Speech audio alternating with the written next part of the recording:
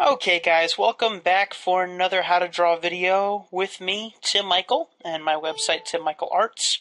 I hope that you got to see the video called How to Ink Speed Paint version 2.5, 4.5. That one was me drawing the outlines and stuff and getting them ready for this video. Now I've already gone ahead and turned off my sketch layers. So it's these layers here where you could see I used those for the pre-sketch. I also turned off my silhouette layer and this sketch layer here, which I used in the speed paint, which was very helpful. So anyway, what I'm going to do for this tutorial is I'm going to show you two techniques for shading. I'm going to show you the technique that I've seen a lot of other people use that I'm not so certain about, and then the technique that I use. So what I have already done is I've already made a layer above the shaded layer. So you can see there's the shade. Oh, excuse me. It's excuse me. It's 1:30 in the morning, so I'm working on this pretty early in the morning. And then on this layer, the new layer that I just made, I set it to do an overlay. So that's going to overlay over top all the other layers. Now I'm going to have my skin tone. I already chose it, and you can choose whatever skin tone. And then I have my brush size set to 70. I'm going to actually take it just a bit bigger, and my opacity set to 30. And then I can just very lightly go over this face, just like this. And it basically changes the colors of the tones underneath as well as the face on top. So that works out real well if you already did the shading and you just want to, follow suit with that shading and not lose anything. So you can just keep going over this face a couple times and you won't lose any detail really. That's the nice thing. And then if you want to go in and repair, you can choose other colors and then go in with those colors and darken certain areas up. Now this will come out looking a little bit more realistic if you do it this way. So you're really gonna have to practice this and make sure that you get your tones right and stuff. That's the method that other people use. Now to show you mine. Mine's a little bit more technical, but I think it looks better. I always like the gradient look, and Marvel really follows suit with the gradient look. So what I'm going to do is I'm going to make this layer, and I'm going to go ahead and just drop the opacity on my shaded layer most of the way down. Maybe just enough so I can barely see it, just so I can kind of see where the darks and lights are. Then I'll select my skin tone, and I'm going to make sure that I have a fairly good base skin tone. I'm going to zoom all the way out. And for this video, I'm only going to do his face, his hands, his face and his hands, and I'm planning on putting him in a costume, so maybe just his face. So what I'm going to do here is I'm just going to start on one side, on the layer here, which is now set to normal instead of overlay. And I'm going to set my opacity to 100, and I'm just going to start on one side, work my way across, get that all filled in.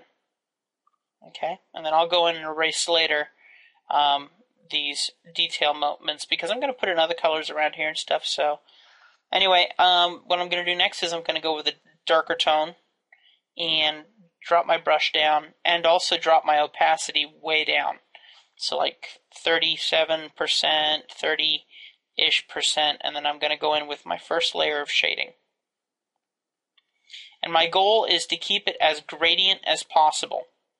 And then I'm going to use a lot of reflection highlights in areas where, there would obviously be, that reflection, but I'm going to do it and make sure that it's very vivid. That's, I guess, a good word for it, vivid.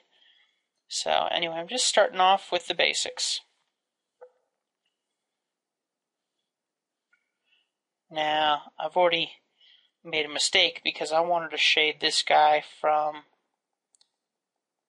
the top, the bottom up, like he's going to be in a special environment. So let me go ahead and just quickly repaint his face. There we go. I'm going to have him in a cityscape, so of course I want to make sure that, and I can't undo, but what I can do is I can select this color from here and simply color over the shade. That's what I should have done in the first place. There we go. Okay, so now let's go back in with our shade. Just choose something a little bit darker, and I'll maybe make my brush just a little bit smaller. Drop my opacity down, 30-ish%. Now, just remember to think where the lighting is going to be. If it's shooting from the bottom coming up, then under his eyes are going to be very dark. Let's go just a little bit heavier on that opacity. His nose is going to be fairly dark on the top, right until you get to the bottom right here. What else? His head is going to be dark, but it's not going to be very dark. And it's a little bit further away from the light. The fold under his nose. It's always tough to figure this stuff out. That's why it's good to practice, because when you're not sure, you better hope that you're not doing a client piece and they're not picky about art, you know? So, anyway, just going to work on the basics here, and I'm going to probably be re-editing this, later on. Once I actually see where highlights and lowlights might show and might not show, I'll probably end up going back in later. Okay, I'm going to go for a darker shade now. Go over top just a little bit. And actually, I'm going to drop my opacity down. Maybe make my brush a little bigger, but drop my opacity. And the goal is just to get those darker areas to show that it's definitely darker. You know what? Maybe I'll take this even a step further. We'll go really dark. I've learned that art is a feeling thing. You need to feel what you're working on. You need to imagine the piece. And the stuff that I did earlier in shading works great for black and white. Being able to use the shaded tones, I'll bring them back up, those right there. Using those shaded tones to kind of help me know where to put this. And since I've already drawn it once, to help me get the concept down, it makes it a lot easier for me to come back in now and make those alterations now. That looks pretty cool so far. Now, this is not very gradient at the moment just yet, but that's where the blending tool comes in really handy.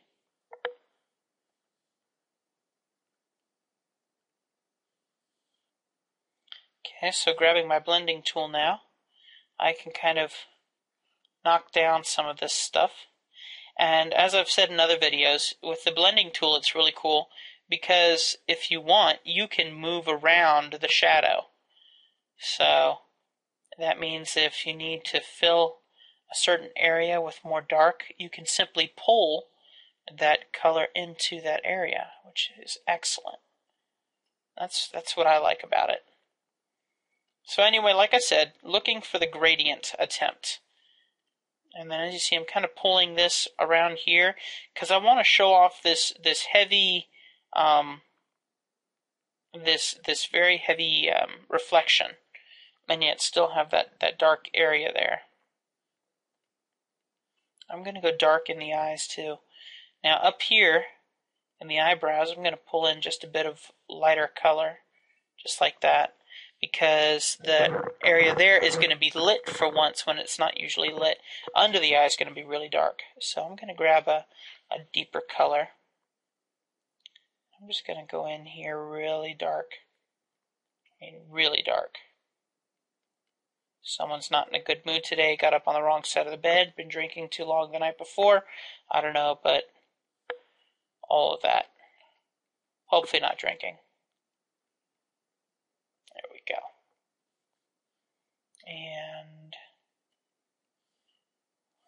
going to keep darkening it in here. We're already at 10 minutes, so I'm going to have to stop here. But let me go ahead and just blend this in a little bit so you can see that. I'll zoom out and show you what that looks like. And then, of course, I'll probably end up doing another speed paint of the different colors and stuff.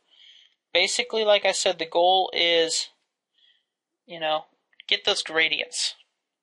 And look at that face. That is a cool looking face. So we'll get into more tutorials a little bit later too, but the goal is just to get that basic shade and go from there. Now the other cool thing about the blend tool is you can select finger painting, and it's up here where the camera's not going to let you see, but excuse me. But the cool thing about that is, say I want to put some more color here. When I have the finger painting mode set, if I just push my pen down once, you'll see it'll lay down that darker tone. And then I can take that and blend it where I want to blend it. So if I really want to, I could literally just paint this whole guy's face just using as you can see, I'm kind of filling in some of the darker area over here, maybe over here. But I'm doing it all with the blending tool. I haven't even touched the paintbrush right now. I touched it a little earlier. So maybe a little bit more down here. And okay, well, oops, maybe I want to put more white in or heavy, lighter skin tone. Or even better yet, let's go in with a highlight. I know we're in 11 minutes here, so I'm just getting ahead of myself. I'm going to drop my brush size down a bit. I'm going to lay in, just by continually clicking with my pen, every click drops a little bit more paint. And once I get that in there, then I'll kind of shade that in. Maybe on the other side, just a couple drops. There we go. Right, definitely right here. There we go. And if you want it stronger, you just change the strength. Like if I go ahead and set it to 100 and drop my brush down to here, and I kind of push a little harder with my pen, it obviously lays it in. See? And then maybe I can just do this and blend it a little bit this way and a little bit this way. I'll lay some more in over here. So I can blend and color at the same time. So that works really cool. Now I will let you know, if you do this, you can get more realistic looking stuff fairly quickly. But at the same time, if you're not careful, it'll start looking very, what's the word I'm looking for? Very clay. I think that would be a good way to put it. Very clay. So you just got to watch out with your style that you're using, because if you don't like the claymation look, if you don't like that claymation look, then you definitely want to make sure that that you learn to use this tool in a way that you like. Obviously, I'm still learning it, and it's a lot of fun. I love learning new tools. I mean, look at that face. That is a wicked looking face. In a good way. He's supposed to be a good guy. I don't usually draw villains. Anyway, we're at 13 minutes, and of course I only have until 15 minutes, so of course this is the time where I tell you to check out my website, timmichaelarts.com, to see my different web comics. I got 2 web comics out, a Christian web comic and a silly web comic. And then also make sure to check out my second channel, Tim Michael Arts 2, for my vlogs. And thank you very much for watching, guys. I'll probably do another speed paint of the full coloring process, and then maybe I'll give you some more attention to detail on some other stuff, okay? So thanks for watching, guys. God bless you richly. I'll see you in the next video.